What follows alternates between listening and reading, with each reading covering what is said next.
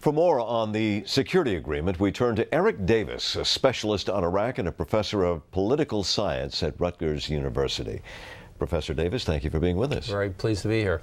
So, is there good reason to believe that once the U.S. troops go back to their bases in June of next year, that security can be maintained in Iraq? Well, I think that that's a somewhat spotty issue because some of the units are highly efficient. They're very professional in orientation. They're ethnically integrated. We still have some units that would probably loathe to attack fellow members of, say, their sect or ethnic group, for example, Shiites or Kurds. And once the Americans withdraw, say, out of Baghdad, and they go back to the bases that have been established around the country, what do they do? Well, I think we're going to see President Obama engage in what he promised to do, a gradual drawdown. But I think that the Iraqis really want a large number of American troops to remain for the short term. For what purpose? Well, to serve as a rapid deployment force. For example, what we saw happen when the Iraqis tried to retake Basra. They did pretty well initially, then they ran into some problems. The Americans brought in air power troops, special operations forces to help them really finish the job.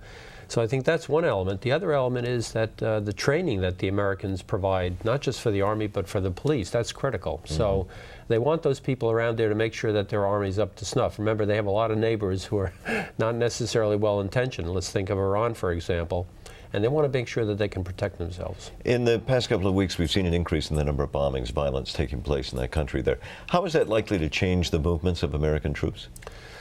Well, the unfortunate thing is that we've all heard about these so-called sticky bombs, right, which are small devices that you can simply go up to a cart in a market, for example. I don't think there's much that can be done about that, and I don't think that's going to have much of a relationship to what's going on. Some Iraqis see this as a conspiracy. In other words, this uptick in bombings is a way to try to force people into parliament to vote for this because, see, it shows how much we need the Americans. But I think it's just a restructuring of the strategy by some of the insurgents when they've seen that they can't do large-scale operations. So instead, what you do is you use this particular type of IED, this improvisable explosive device, to really create havoc. Is there any reason to believe that the new President-elect Obama would not have to adhere to this agreement?